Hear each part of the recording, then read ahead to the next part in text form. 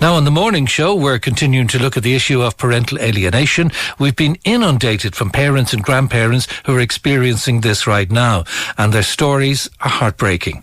This has also had a massive effect on children. My next guest, Fintan Murphy, wrote Don't Hug Your Mother with his brother Garrett. The book is a memoir of their childhood and experience of parental alienation. Fintan, thank you for joining us. Yeah, thanks a million for having me, Declan. Thank you very much indeed. Go back to the beginning of this, when this actually started.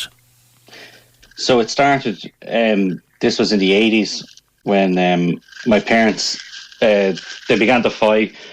My father had an affair and they eventually separated. So when this happened, myself and my brother Garrett moved into a different house with our mother, and after about a year, our father decided that he wanted us to move back in with him. We believed that's because he didn't want to pay our mother child maintenance, so we moved back in with him, but it wasn't really because he loved us or he wanted us there or anything like that. So when we moved back in, it was actually terrible living with him and his new partner. So they kind of used us to clean the house and make dinners, and basically we were kind of like slaves to them.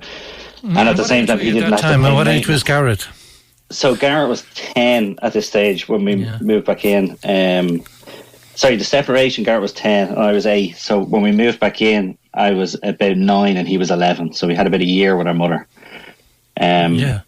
Very young. Very young, yeah.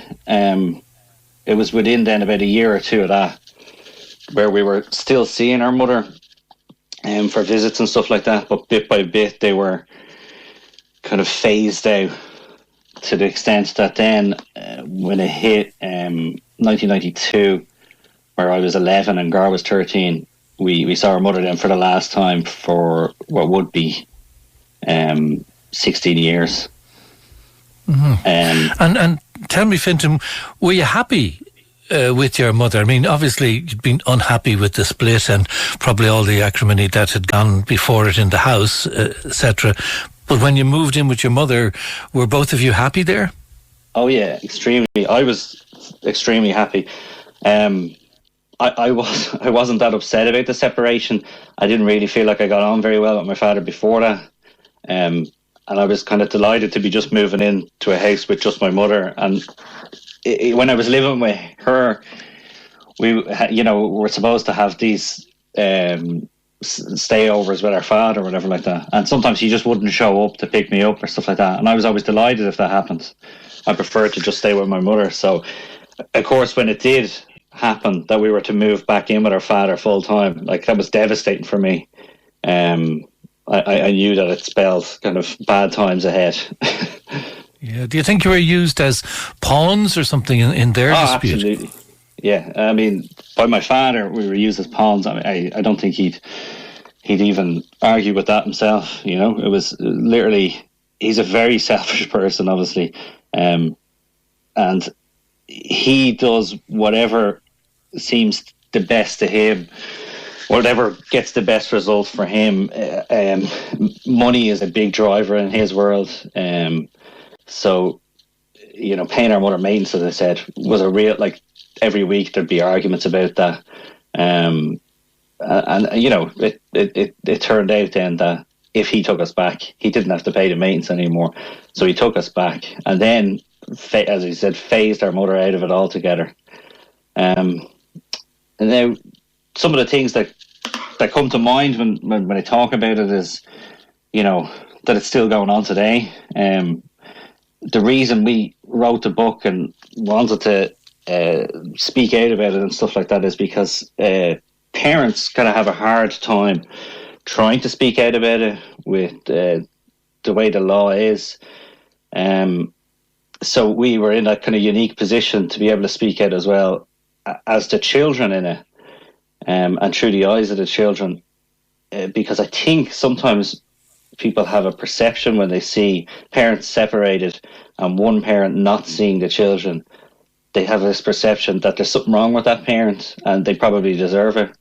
But if you really think about it, the only reason a child wouldn't want to see his parent is if that parent is abusive to them. You know, naturally a parent is going to want to see, a child is going to want to see that parent. So it's kind of to raise that awareness that this isn't just affecting the parent who is being alienated from the child, which is obviously tragic and desperate thing to happen, but it's also a huge effect on the child. And for Fintan, us, was this a sort of planned separation? Was there, a mediator involved or anybody like that, or was it just within the family itself they split up? And next thing, it was sort of a tug of war between the kids. It was more that they split up. Like my mother, you have to remember, this was the 80s. My mother was a housewife. She was encouraged to stay at home. My father moved his new partner into the house, which kind of forced our mother to move out. Now, my father's new partner was 12, 13 years younger than him, which was about 15, 16 years younger than our mother. So our mother sort of felt she had to move out, and she was taking us with us. We had an older brother then as well, Shane, and he was to stay with our father and his new partner, and that was kind of part of the agreement within the family, sort of thing. When it got a bit, let's say the agreement wasn't going to work anymore, he wanted us to move back in with him and stop paying maintenance. That's when solicitors got involved. But of course, my mother had legal aid, which wasn't great. No disrespect to legal aid or the sisters there, but the solicitor she got certainly wasn't very good. And my father was able to pay for a very good solicitor. Well, I wouldn't say a very good solicitor, because I don't know how they didn't see what was happening with us, the kids, and intervene and tell him that he shouldn't be doing what he was doing. And that's kind of another issue. Yeah, well, let's stick to what life was like when you moved back. How often did you see your mother? Had she got visitation rights? You're probably going to say no. Did you have to sneak out to see your mother? Which way did that operate? So it was, again, just agreed that we'd see her, say, on a Tuesday evening, on a Thursday evening. But quite soon, our father would say to us as we're going out to see her, first of all, he'd dress us in clothes that his new partner had bought us, and he'd brush her hair a different way. And then he'd tell us then as we're going down, don't take presents off her. So she'd buy us, say, a Beano annual or, stuff. And he'd say, I don't want you coming home with anything from her, trying to paint her as this sort of witch figure, And then it escalated to the name of the book, which is what he said, when I got down there, don't hug your mother, don't give her a hug. And that was obviously very hard to listen to. And I initially ignored what he was saying. Well, I didn't ignore it, but I just basically decided I was still going to hug my mother. And Shane then told her father and let it out, that I had, and I was in serious trouble for that. But I mean, that was a constant in our house then, was you were encouraged to tell on each other, all these kind of things. You started to wonder what was bad and what was good, because if hugging your mother is bad, it doesn't make a lot of sense. So it was discontinued a lot of walking through your teenage years, and I mean, what happened when you got older? So this continued through the teenage years, and then as I hit about 16, 17, and this is just speaking from my own personal experience, my father started getting a bit nicer towards me. Now they were still sort of gaining from me in a way, as soon as I started working, they were taking pretty much everything that I earned into the house and stuff like that. But he was a manipulator, and he kept on trying to brainwash us and tell us that we had a great childhood, and that he did us a favour by taking us away from our mother and all this kind of stuff. And you start to go a bit like, I don't know if it's true, I don't know if it's not. I haven't seen my mother in a long time. One of the sneakiest things that they did, I always remember, even as younger, like when it was our birthday, so you could be screaming and roaring matches a week or two beforehand, but when it was your birthday, you'd wake up in the morning and they'd be as nice as pie to you, and they'd get you a birthday cake, and they'd take out a camera then, and he actually had a tripod and everything to take this kind of happy family. And it's only because in the book, you can see Gar actually kept a diary at the time, and he refers to this suitcase of photographs that they kept, which were to be used kind of in the court case, and then later used when we got older. Look at those photos, look at the great childhood you had. But of course, we could remember, you'd go to bed then on your birthday and you wake up the next day and it was back to the same, so... Tell me, Fintan, you were obviously growing up and older, and this was still continuing. When did things change when you became an adult? What was your view and becoming independent and things like that, or did you? Yeah, well, the real change came because they were actually only separated. Obviously, divorce wasn't a thing. So they were getting an actual divorce. And this was years later when I would have been about, I'm trying to think now, 19 and Gar 21 maybe. And we went to the family courts with our father, and he spoke to us beforehand about what he wanted us to say. And it was started as what happened and then what he wanted to say. And we were a bit older now, so we were able to kind of talk back and go, well, hang on. Both over 18, is that right? Were you both over 18? Yeah, okay, yeah. So you had your own views to be taken seriously. Now, I still lived with him, and I was still afraid of him, but I was still able to kind of say, well, hang on, that's not what happened. And myself and Garrett, we got together and we said, listen, there's a lot of what he's saying is absolute, rubbish. Like, why is he saying it? And then we started piecing together our own memories. And that's when we kind of said, you know what, there's something, very off about what happened in our childhood. And it still took a year or two before we really, caught on to everything that was going on. We had our older brother Shane, as I told you about, he had been kind of alienated from the family, so to speak, and we hadn't seen him in a few years because he constantly said that he wanted to see our mum for years or whatever like that. So he was like kicked out of the house just before he was 18 even. So that was one of the first moves. Was we went to see Shane. He's in a psychiatric hospital in St. James's Hospital, and he's kind of been in and out of there ever since. But we went in to see him and we started to talk to him about Mum and stuff, and he had of course kept in contact with Mum, so he arranged for us to go and visit our Mum, and she lived in Carlow. So that was... And how many years later was that?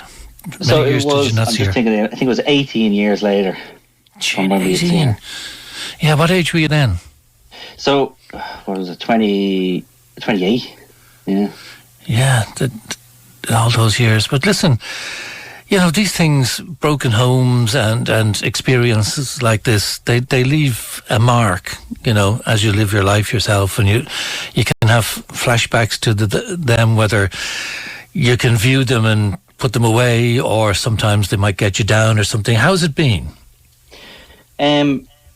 For a good few years, trying to unravel it, because there were so many lies told and there's so many kind of misdirecting things told to you that for a few years it did weigh, certainly on me, where you'd just be thinking about it all the time and kind of, wondering what did happen and whose fault was it, this kind of thing.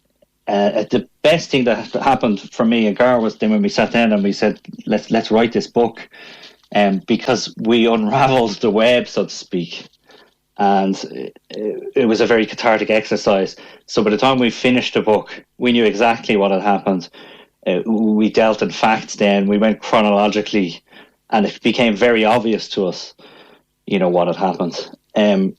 Unfortunately for our older brother Shane, as I said, he wasn't as lucky.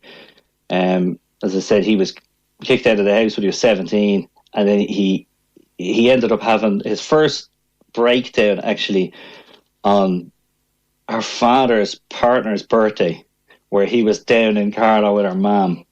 And I think just the whole thing of our father telling them that our mum was terrible, and to try and not try, but that to pretend that this new partner, who was about 8 years older than Shane, was his new mother, was just too much for him. And he's never been the same since. So he's been in and out of psychiatric. He doesn't live a normal adult's life, and he never will. And I put that all down to what our father did. And that's the effect that parental alienation can have on your kids. So anyone who's doing it, they don't love their kids, because they're damaging their kids. They're taking away their childhood. That's what I look back. I go, Jesus, from 8 years of age onwards, I don't really feel like I had much of a childhood. I had a terrible childhood, and I want to forget it. Yeah, so, how has that affected you? Are you in a relationship, or are you dad? Yeah. Or, no, I'm married and I have 4 kids. So obviously I'm very different to my father with how I am with my kids, but it gives me perspective on things. When I think of before, say, I might have thought, Jesus, we let him away with everything. He got the house and got took the money, and he got the divorce, and our mother was left with nothing, and we just let him away with that. But I talk to my mom now, and she's quite happy. And then I have kids, and I'm like, we obviously have a loving relationship. And I'm like, my father doesn't know what that is, a loving relationship with your kids. So he's actually missed out on the best things in life. So in a strange kind of way, I almost feel sorry for him, because he's wasted his life just, chasing monetary things, Yeah, and the name of the book is Don't Hug Your Mother by Fintan Murphy. And hugging your mother, so after the period of separation that you hadn't seen her for all that time, what was that reunion like? It was funny, actually, in a way. It was nice to see her, obviously, but we came out of the train, and we met her, and she looked at me and she said Garrett, and she looked at Garrett and she said Fintan, and we were like, no, it's the other way around. And we had a little laugh, and then we just hugged, and it was great. She was the same person she was when I last seen her at 10 or whatever age it was, and it just reinforced everything that we had kind of thought, that hang on, how could this loving person be that witch that our father had portrayed her to be? And I knew all along she wasn't, but this, here she is. I wasn't just imagining it. She was just a nice, just a harmless lady, like, who just wouldn't do anything. Unfortunately, too, she didn't like any sort of arguments or anything like that, and he walked all over her, basically. Yeah, and have you heard since the book, and no doubt if the contacts that we're getting with people, you must have, having a book out, got an awful lot of people in contact with you. I mean, they probably have stories that didn't work out as well as yours. Yeah, so when we brought it out first, I spoke to a number of people who were going through this, usually parents who were going through this, and it was great to be able to offer some advice as to what the kids were going through, because some parents would sort of say, I can't understand why my child is shouting at me saying I hate you, and this.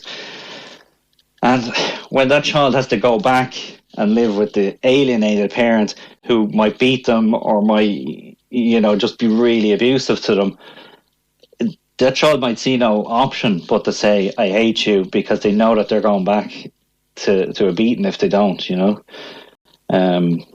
so it's I don't think it's easy for parents to hear that kind of thing either, but at least they know where their child is sort of coming from to an extent.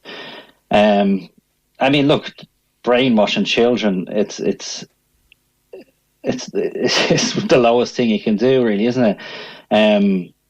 But this is what some people are doing, and it strikes me as a kind of, as I said, my father's motivation, I think, was money, but there was also like, we got separated and I'm going to win and you're going to lose, if that makes sense. And it's a real childish attitude, and it really affects the children, as well as the other parents. As you mentioned, that the lasting effects, loads and loads of texts even coming in this morning, on top of the hundreds and emails that we've got over the last while. Well done, Fintan. A story is happening in many family breakdowns in Ireland. Now it's being done covertly. Hi guys, parental alienation is being used to hurt ex-partners, influence division of assets. It's causing unquantifiable damage to children, and no one seems to care. It's not 1981 anymore. It's 2021, and people's courts, the professionals know that this is happening. Another one, my heart is broken. I've 2 beautiful children that I haven't seen in 5 years. I feel like I'm listening to my own story, all to do with money and land, and a very heartbroken mother listening here, hoping one day to be reunited with my children. So many of these coming in at the moment. I'm trying to read them on my phone here. My child has been subjected to her comfort toy being kept by my ex because he wanted it, because he was lonely. My child is also not allowed to bring home anything that is bought in their dad's house, even at free, the judge warning him that if he still continues to do this behaviour, there will be consequences. There's just so many coming in of stories like that, and we don't hear about them. This is what surprised us so much, Fintan, when people got in contact, that they seem to be behind closed doors. Yeah, there is. I mean, a lot of it is behind closed doors, but a lot of it is, I think, people close their eyes to a little bit as well. I mean, when I think of our situation, it was fairly obvious that something was going on. We had neighbours who were friends with our mum, and next of all, this new girl, I should nearly say, moves in, and her mum is gone, and where the kids are acting a bit weird, and the neighbours just become friends with the new woman and don't say anything or do anything, and you kind of go like, were you not concerned? Were you not thinking, what's going on here? Why don't they see their mother anymore, who, was a nice person? There's also someone mentioned there, the courts there, or whatever. And I remember, and we've seen it in Gareth's diary, the amount of the court case was supposed to happen, and then something happened, and it won't be till next year, and then it won't be till next year. Kids are only kids for a while. You gotta have the here and have it very quickly, and not spaced out over the space of the whole childhood.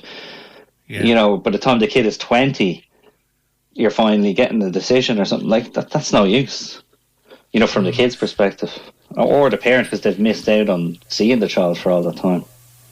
A texter says, Fintan, I'm crying listening to you. Thank you so much for being our voice.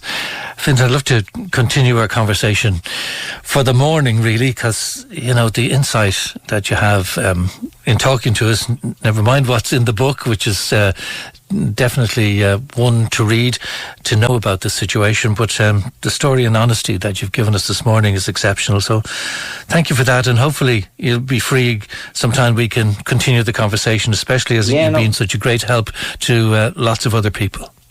No, absolutely, Declan, and thanks for having us on the show. And if anyone does want to read the book, it's available on Amazon. You can just Google "Don't Hug Your Mother" and I'm sure you'll find it. But if people do get it, share it around, get more people to read it, because it's all about growing the awareness of parental alienation to the point where it can't be ignored any longer, And certainly you guys featuring it on this show over the last few days is a great help. So commending yourselves as well. Okay, thanks very much indeed. Fintan Murphy, regards to Gareth as well. Thank you very much. Cheers. Thanks, Declan. Bye-bye. Look after yourself. Thank you. And our email is morningshow@eastcoast.fm or on text at 087 77 11 103.